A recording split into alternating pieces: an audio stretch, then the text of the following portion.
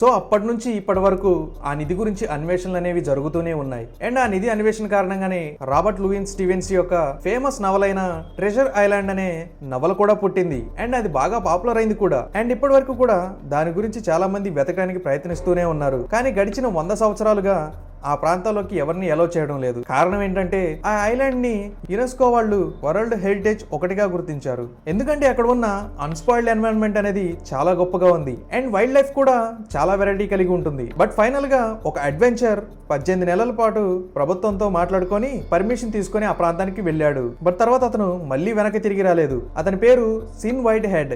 అతను ఏమైపోయాడో ఎవరికీ పూర్తిగా తెలియదు. అలాగే జర్మనీకి చెందిన అగస్ట్ గిస్లర్ అనే వ్యక్తి కూడా ఒకసారి ఆల్మోస్ట్ ఈ నిధి దగ్గర దాకా వచ్చాడు.